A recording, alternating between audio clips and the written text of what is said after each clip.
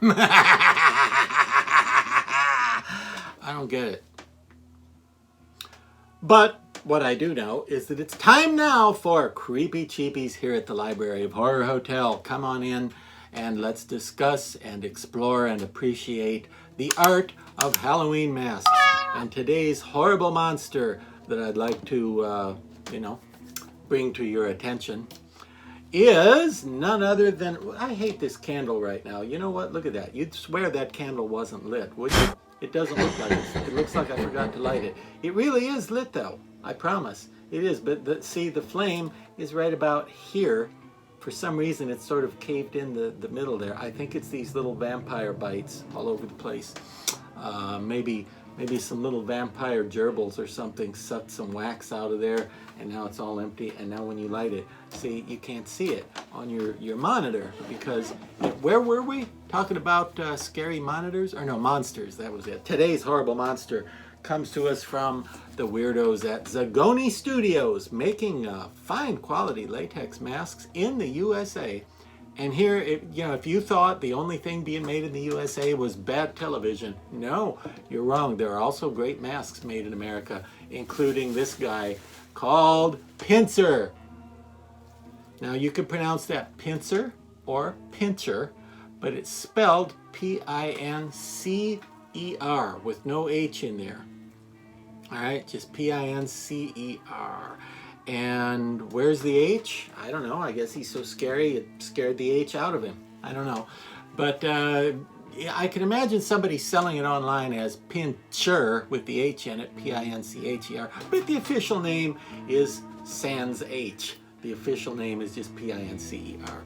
Look at that monstrosity. Why is he called that? Well, he's a big spider, obviously.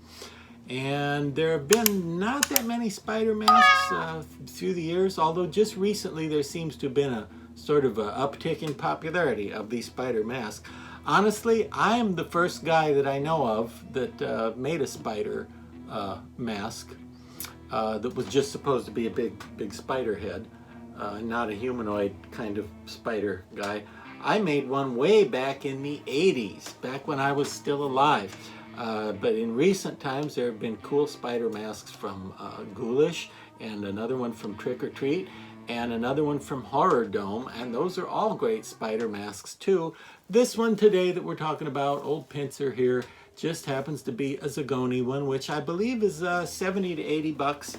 And I'm going to take the stuffing, I have some bags stuffed in there. I'm going to take that out so that I can show you there's a piece of felt in there. We're going to take that out, because I never felt felt that felt like that felt, have you?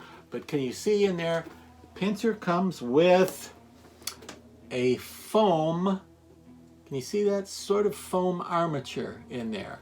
And that is removable. It's not actually glued in, but it's one of those customizable season to taste kind of circumstances where you can sort of move that around or cut it as you like. But it does come with that foam in there to help when you put it on your head. The foam holds it all out so he doesn't have a collapsing flubbery rubbery head like the Brainiac or someone like that. No, his head stays in shape nicely. Now they also make a hairy version, which is, I believe, pretty much the same, except he has gray fur on, see these purple areas?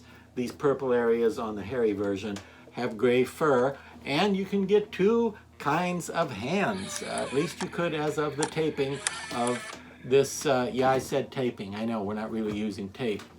We'll fix that in post. Down post. No, never mind. Keep going. Keep going. There are two different kinds of hands. There are rubber ones that they sell. I think they're about $36 that are just, sort of a mitteny type pincher, like a lobster looking effect, but with more bug-like texture that goes along with this.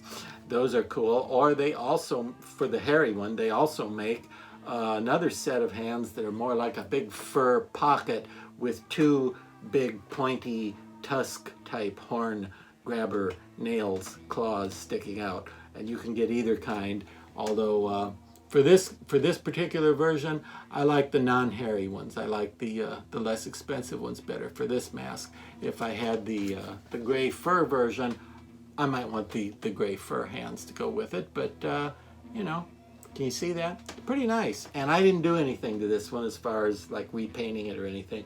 It actually came this nice from Zagone.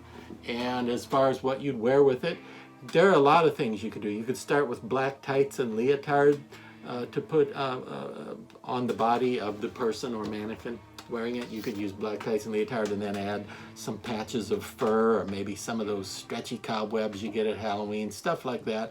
Make a monster out of it. You could start with a black fur gorilla suit and customize it with weird bug-like stuff.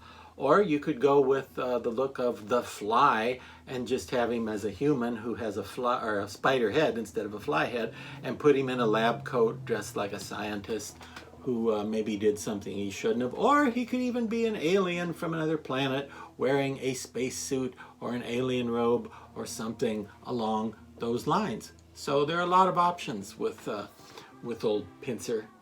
Are you related to Harold Pincer, the writer? You don't get it. No, never mind. He doesn't get it. But there he is, and I think he's a good one. I believe, again, 70 to 80 bucks from the creeps at Zagone's. And nice to have spiders made in America, isn't it? And until next time, remember, like your grandma used to say, a guy who flosses his teeth with shoelaces and laces up his shoes with dental floss will never be caught putting his foot in his mouth.